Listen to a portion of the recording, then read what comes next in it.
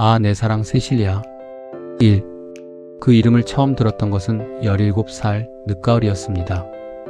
학교 도서관 창밖으로 단풍이 물들어 가던 어느 오후였지요. 친구가 건네준 낡은 음반의 자켓 위에 새겨진 이름 세실리아. 그때는 그저 낯선 외국 이름에 불과했습니다. 저는 그 음반을 빌려서 돌려주지 않았습니다. 그게 세실리아와의 첫 만남이었습니다. 그 음반은 세실리아라는 가수의 자작곡으로 채워져 있었습니다. 피아노 선율 위에 얹은 그녀의 목소리는 마치 가을 하늘처럼 맑고 때로는 깊은 밤의 강물처럼 차갑고 슬펐습니다. 저는 그 음악 속에서 제가 알지 못했던 어떤 세계를 발견했습니다. 사랑과 이별, 기다림과 체념.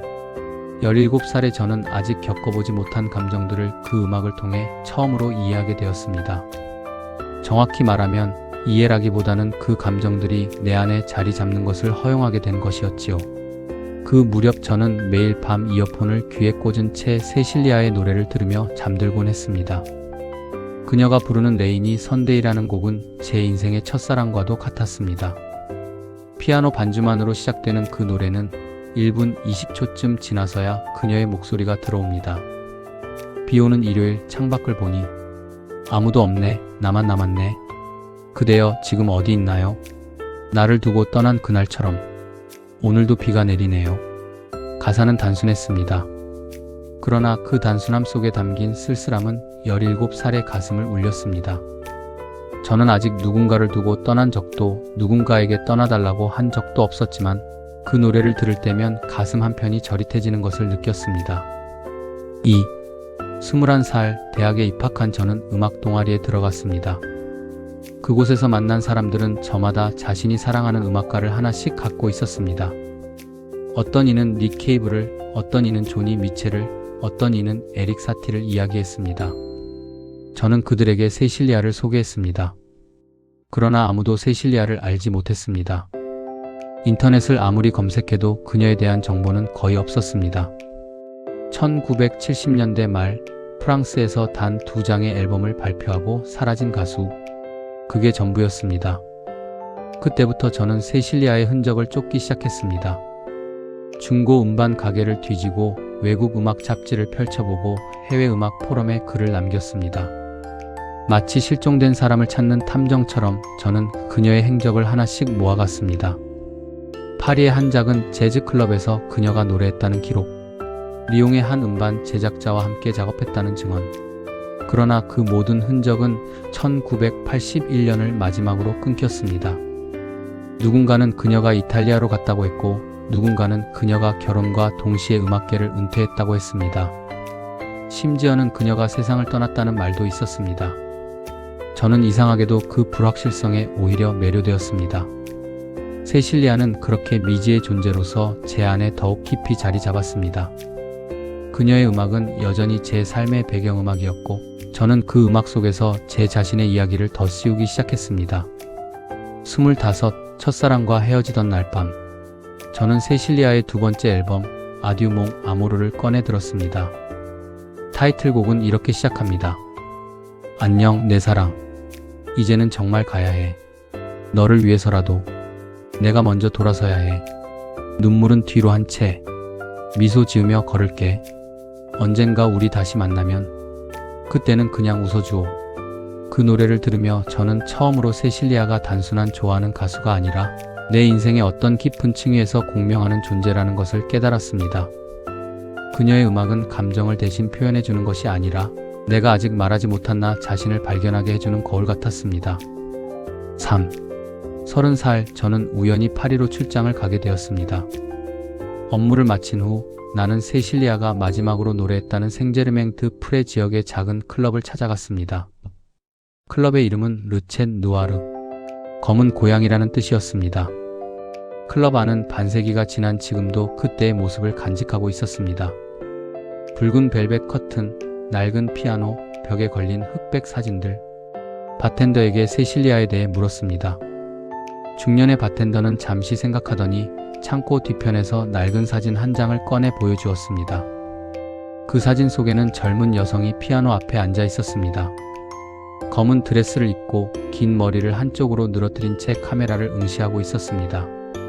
그 눈빛은 사진 속에서도 선명했습니다. 깊고 차분하고 그러나 무언가를 꾹 누르고 있는 듯한 강렬함이었습니다.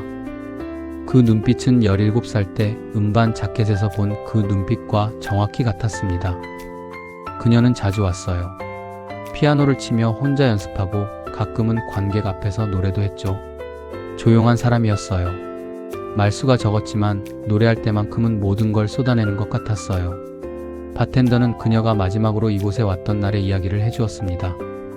1981년 어느 가을비 오는 밤, 그녀는 평소와 다르게 긴장한 표정으로 무대에 올랐습니다. 그리고 단 한 곡 아듀 몽 아모르를 부르고 내려왔습니다.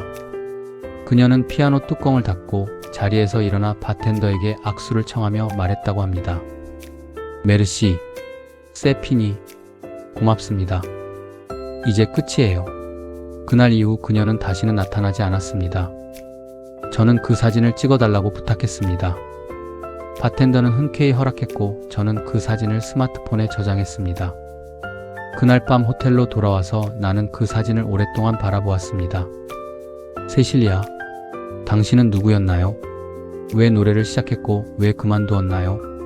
당신의 음악 속에는 왜 그렇게 많은 이별이 담겨 있었나요? 그 질문들에 대한 답을 알 수 없다는 사실이 그 순간만큼은 저를 슬프게 하지 않았습니다.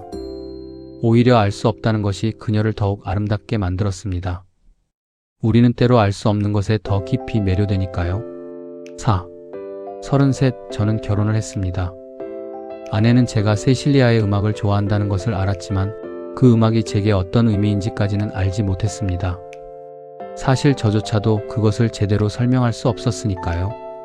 결혼식 축가로 무엇을 틀까 고민하던 중 저는 세실리아의 스프링송을 선택했습니다. 그녀의 희귀한 밝은 곡이었습니다. 봄이 왔네요. 당신과 함께. 꽃이 피었네요. 당신 덕분에. 오래도록 기억할게요. 이 순간의 온기를. 비가 와도 눈이 와도 우리 함께라면 봄이죠. 아내는 그 노래를 듣고 참 예쁜 노래네요. 가수는 누구예요? 라고 물었습니다. 세실리아예요. 제가 오랫동안 좋아했던 가수입니다. 세실리아 처음 듣는 이름인데요. 유명한 가수인가요? 유명하지는 않아요. 하지만 저에게는 가장 특별한 가수입니다. 그날 이후 아내는 가끔 세실리아의 음악을 틀어놓고 저를 기다리곤 했습니다. 퇴근해서 집에 돌아오면 부드러운 피아노 선율과 함께 아내가 반겨주는 그 순간은 제 인생에서 가장 평화로운 시간이었습니다. 그러나 평화는 오래가지 않았습니다. 결혼 3년 차 우리 사이에 틈이 생기기 시작했습니다. 사소한 오해들이 쌓이고 서로를 향한 기대가 무게가 되어갔습니다. 어느 날 밤 큰 싸움 후에 아내는 말했습니다. 당신은 저보다 세실리아를 더 사랑하는 것 같아요. 당신이 그 음악을 들을 때면 당신은 여기 있지만 마음은 저 멀리 어딘가에 가 있어요. 그 말에 저는 아무런 대답도 할 수 없었습니다. 그녀 말이 틀린 말이 아니었기 때문입니다. 세실리아의 음악 속에는 제가 잃어버린 17살의 순수함과 25의 아픔과 30의 낯선, 도시에서 느꼈던 외로움이 모두 녹아 있었습니다. 때로는 그 음악 속으로 도망치고 싶은 자신을 부인할 수 없었습니다. 36, 결국 우리는 이혼했습니다. 큰 사건이 있어서라기보다는 서로가 서로에게서 점점 멀어지는 것을 더 이상 견딜 수 없었기 때문이었습니다. 이혼을 결심한 날, 저는 혼자서 세실리아의 언론 어게인을 들었습니다. 다시 혼자가 되었네. 어쩌면 난 혼자에 더 익숙한지도 몰라. 누군가와 함께 한다는 게 때로는 혼자 있는 것보다 외로운 법. 그래도 나는 배웠네. 사랑한다는 것, 이별한다는 것. 그 모든 것이 나를 만들었음을. 이제는 혼자서도 괜찮아. 혼자가 아니기를 바라면서도 혼자일 수 있음을 아는 것이 진짜 어른이 되는 길이겠지. 이혼 후 나는 세실리아에 대한 글을 쓰기 시작했습니다. 단순한 음악 평론이 아니라 그녀의 음악이 내 인생과 어떻게 얽혀왔는지에 대한 기록이었습니다. 나는 그 글을 블로그에 연재했고 예상외로 많은 사람들이 읽어주었습니다. 그 중에는 나와 비슷하게 세실리아의 음악에 깊이 빠져있던 사람들도 있었고 세실리아를 전혀 몰랐지만 그 이야기에 공감하는 사람들도 있었습니다. 어느 날 한 통의 이메일이 도착했습니다. 발신인은 프랑스 파리. 제목은 프로포즈 드 세실리아에 관하여. 이메일을 보낸 사람은 마리라는 이름의 여성이었습니다. 그녀는 세실리아의 조카딸이라고 했습니다. 삼촌이 돌아가시면서 남긴 유품 중에 음반이 몇 장 있었습니다. 그 음반을 들으며 저는 어릴 적 기억을 떠올렸습니다. 이모는 제가 어렸을 때 가끔 피아노를 치며 노래를 불러주곤 했습니다. 그런데 저는 그때 그 노래가 이모의 노래인 줄 몰랐습니다. 어른이 되어서야 알게 되었지요. 선생님의 글을 읽고 이모의 음악이 아직도 이렇게 누군가의 삶에 깊이 스며 있을 수 있다는 사실에 큰 감동을 받았습니다. 이모는 음악을 통해 많은 사람과 연결되는 것을 원하지 않았습니다. 오히려 도망치듯 음악을 그만두었습니다. 하지만 선생님의 글을 읽으며 이모의 음악은 이모의 의도와 상관없이 여전히 누군가의 마음속에서 살아 숨쉬고 있다는 것을 알게 되었습니다. 마리는 이모가 남긴 낡은 일기장을 발견했다고 했습니다. 그리고 그 일기장 속 몇몇 페이지를 사진으로 찍어 나에게 보내주었습니다. 일기는 프랑스어로 쓰여 있었습니다. 저는 번역기를 붙들고 그 내용을 하나씩 읽어 내려갔습니다. 6. 세실리아의 일기 1979년 3월 12일 오늘은 드문하게 파리의 햇살이 좋았다. 녹음실에서 나와 생루이 거리를 걸었다. 거리의 카페에서 커피를 마시며 악보에 가사를 적었다. 누군가 내 옆에 앉아 좋은 가사네요 하고 말했다. 나는 고개를 숙인 채 고맙습니다 하고만 답했다. 그 사람이 누군지 묻지 않았다. 지금 생각하면 물어볼 걸 그랬다. 어쩌면 인생은 그런 사소한 질문 하나를 건네지 못한 대가로 우리를 외롭게 만드는지도 모르겠다. 1979년 9월 20일 첫 앨범이 나왔다. 평론가들의 반응은 차갑다. 지나치게 우울하다. 대중성이 부족하다. 잊혀질 음악이다. 나는 웃었다. 맞는 말이다. 나는 대중을 위해 음악을 하지 않았다. 나 자신을 위해 그리고 내가 잃어버린 한 사람을 위해 음악을 했다. 그런데 그 사람은 이 음악을 듣고 있을까? 아니, 어쩌면 그 사람은 내가 음악을 하고 있다는 사실조차 모를 것이다. 그것이 우리의 인연이었다. 나는 항상 그 사람 뒤에서 바라만 보고 있었다. 1980년 1월 5일 겨울이다. 파리는 춥다. 어젯밤 꿈에 그 사람이 나왔다. 꿈속에서 그 사람은 내게 말했다. 왜 노래해? 나는 대답하지 못했다. 깨어난 후 베개가 젖어 있었다. 나는 그 사람에게 한 번도 내 마음을 말한 적이 없다. 노래 속에 담아서 불렀지만 그것을 듣는 사람이 그 사람이라는 확신이 없었다. 음악이라는 건 정말 우회로가 많은 예술이다. 하고 싶은 말이 있으면 차라리 직접 말할걸. 1981년 10월 17일 오늘이 마지막이다. 나는 음악을 그만두기로 했다. 더 이상 노래하지 않을 것이다. 그 사람에게 닿지 않는 노래를 부르는 것은 나를 더욱 공허하게 만들 뿐이다. 오늘 밤 마지막으로 르쳇 느와르에서 노래할 것이다. 한 번도 그 사람 앞에서 부르지 못한 노래, 그 사람만을 위해 쓴 노래를. 그 사람이 올지 안 올지는 모른다. 아마 오지 않을 것이다. 그래도 나는 부를 것이다. 나를 위한 마지막 예배처럼. 그날 밤의 일기는 더 이상 없었습니다. 7.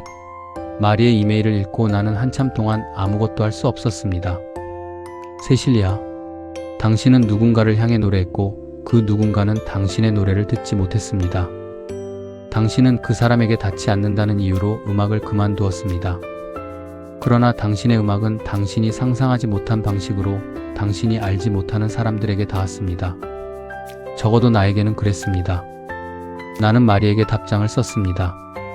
당신의 이모는 제 인생의 중요한 부분이었습니다. 저는 당신의 이모를 알지 못했지만 당신의 이모의 음악을 통해 제 자신을 알게 되었습니다. 그것이 음악이 주는 가장 큰 선물일 것입니다. 당신의 이모가 그토록 그리워했던 그 사람에게 저는 당신의 이모의 노래가 닿기를 바랍니다. 비록 늦었더라도 그래도. 며칠 후 마리에게서 다시 이메일이 왔습니다. 그녀는 이모의 무덤을 찾아가서 내 글을 읽어주었다고 했습니다. 그리고 이모의 음반 중 한 장을 내게 보내주었다고 했습니다. 그것은 미발매 곡들이 담긴 테이프였습니다. 그 테이프에는 세실리아가 직접 피아노를 치며 부른 7곡의 데모가 들어 있었습니다. 그중 마지막 곡은 제목조차 없었습니다. 단지 포어 리그를 위하여 라고만 적혀 있었습니다. 그 곡은 다른 곡들과 달리 편곡이 전혀 없었습니다. 단 한 대의 피아노와 그녀의 목소리만이 있었습니다. 그녀는 그 곡에서 이렇게 노래했습니다. 당신은 모르죠. 내가 얼마나 당신을 생각했는지. 당신은 모르죠. 내가 얼마나 당신 앞에서 머뭇거렸는지. 이제는 말할 수 없네요. 모든 것이 지나간 뒤에. 그래도 한 가지는 알아요. 당신이 내 음악의 이유였다는 것을. 당신이 내가 노래한 전부였다는 것을. 오, 당신은 모르죠. 당신은 영원히 모를 거예요. 하지만 괜찮아요. 적어도 나는 알았으니까. 사랑이 무엇인지 당신 덕분에 알았으니까.